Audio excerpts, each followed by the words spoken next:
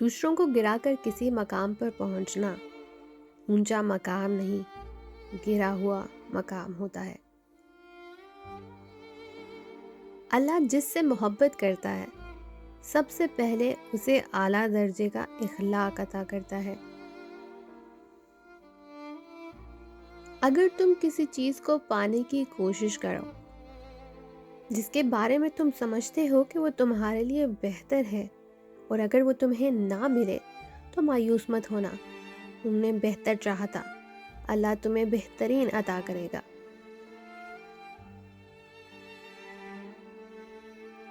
مطلب پورا ہوتے ہی لہجے کڑوے ہونے لگتے ہیں۔ وقت بہترین منصف ہوتا ہے، کسی کا ادھار نہیں رکھتا، جو دوگے وہ سود سمیت واپس لوٹ آتا ہے۔ تمہاری سب سے بڑی جیت پتہ ہے کیا ہے؟ تم بدلہ نہ لو، معاف کر دو اسے جس نے تمہیں سب سے زیادہ تکلیف دی ہو۔ خطرناک غلطی یہ ہوتی ہے کہ لوگوں کی تکلیف میں حصہ بھی نہ لینا اور پھر ان سے ہمدردی کی امید بھی رکھنا۔ جنگل میں صبح صبح جب ہرن جاگتا ہے تو سوچتا ہے آج اگر جی جان سے نہ بھاگا تو مارا جاؤں گا۔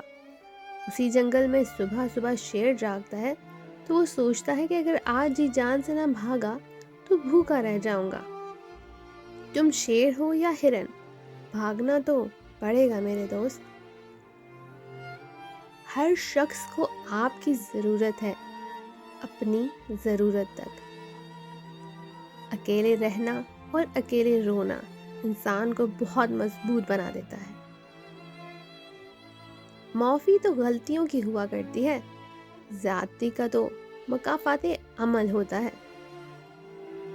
اور انسان اس وقت تنہائی پسند ہو جاتا ہے جب لوگوں کی حقیقتیں سامنے آنے لگتی ہیں۔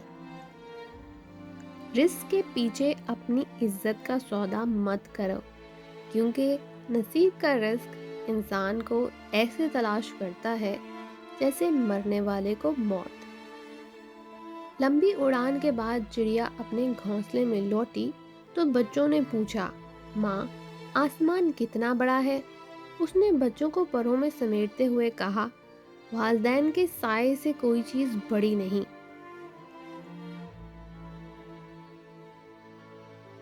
گدھا ایک بے ضرر حیوان ہے جس نے سماج کی بے مثال خدمت کی ہے۔ شیر ایک وحشی درندہ ہے جس نے ہمیشہ انسان کو نقصان سے دوچار کر کے قتل و زخمی کیا ہے۔ پھر بھی سماج میں گدھے کو نیچ اور شیر کو باعث فخر سمجھا جاتا ہے۔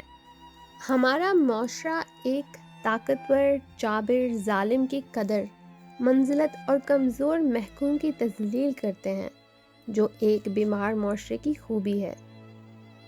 وقت ایک جیسا نہیں رہتا، پرندہ جب زندہ ہوتا ہے تو چونٹیوں کو کھاتا ہے، جب مر جاتا ہے تو چونٹیاں اسے کھاتی ہیں۔ ایک درخت 1,00,000 ماچس کی تیلی بنا سکتا ہے، مگر ماچس کی ایک تیلی 1,00,000 درخت جلا سکتی ہے۔ زمین انسان کو رزق دیتی ہے، مگر جب انسان مر جاتا ہے تو زمین اسے اپنا رزق بنا لیتی ہے۔ عزت و شہرت قربانی سے ملتی ہے، دھوکے سے نہیں۔ آخرت سنوارنے کا مطلب دنیا چھوڑنا نہیں ہے، ذمہ داریوں اور فرائض کو تھامتے ہوئے اپنے حالات کے مطابق دنیا میں رہتے ہوئے آخرت کمائی جاتی ہے۔ کبھی کبھی کامل شخص کی تلاش میں ہم سچے انسان کو کھو دیتے ہیں، کیونکہ کامل ہونا ایک تصور ہے اور سچا ہونا ایک حقیقت۔ اگر تم محسوس کرو کہ تمہارا دل سخت، جسم کمزور اور رزق کم ہو رہا ہے تو جان لو کہ تم اس کام میں ملوث ہو جو تمہیں نہیں کرنا چاہیے۔ رشتے کا تقاضا اس بات میں نہیں کہ کوئی تمہیں مکمل کر دے، لیکن کوئی تو ایسا ہونا چاہیے جس کے ساتھ تم ادھورے پن کو بانٹ سکو۔ بیٹے کو اتنا پڑھاؤ کہ جہیز مانگنے کی ضرورت نہ پڑے اور بیٹی کو اتنا پڑھاؤ کہ جہیز دینے کی ضرورت نہ پڑے۔ ننھے ننھے الفاظ بڑے بڑے گھاؤ لگانے کی طاقت رکھتے ہیں۔ جب کسی کا کام اچھے برے کی پہچان نہ رہے تو آغاز کو دیکھ کر انجام کو پہچان لینا چاہیے۔ رابعہ بصری سے کسی نے پوچھا کہ کیا گناہگار کی توبہ قبول ہوتی ہے؟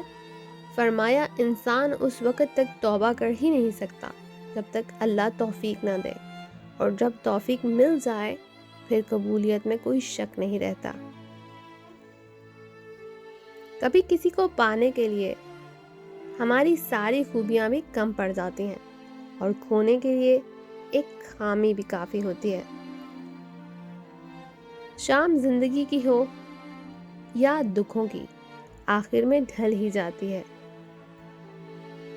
یہ انسان بھی کتنا سیانہ ہے جو گاڑی تک پہنچنے سے پہلے ریموٹ سے دروازہ کھول لیتا ہے، سردیاں آنے سے پہلے گرم کپڑوں کا بندوبست کر لیتا ہے، رات گھر آنے سے پہلے ناشتے کے لیے انڈے ڈبل روٹی لے آتا ہے، بچے کی پیدائش سے پہلے کپڑے تیار کر لیتا ہے، افطار کے لیے عصر سے ہی چیزیں جمع کرنا شروع کر دیتا ہے، بارش میں نکلنے سے پہلے چھتری لے لیتا ہے، لمبے سفر پر روانہ ہوتے وقت گاڑی کی ہوا، پانی اور پیٹرول چیک کر لیتا ہے، اندھیرے میں نکلنے سے پہلے ٹارچ تھا لیتا ہے، مگر قبر میں اترنے سے پہلے کوئی تیاری نہیں کرتا، کہتا ہے دیکھی جائے گی۔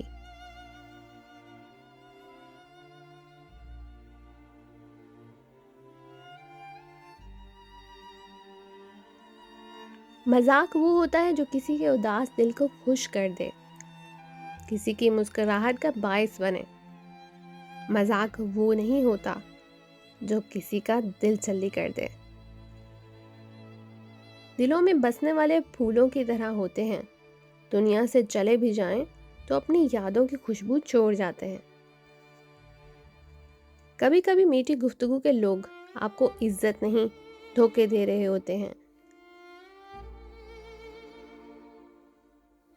غلط فہمیاں دور نہ کی جائیں تو وہ نفرتوں میں تبدیل ہو جاتی ہیں۔ آہستہ آہستہ دل بھی بنجر ہو جاتے ہیں، برے رویوں سے، تلخیوں سے اور نفرتوں سے۔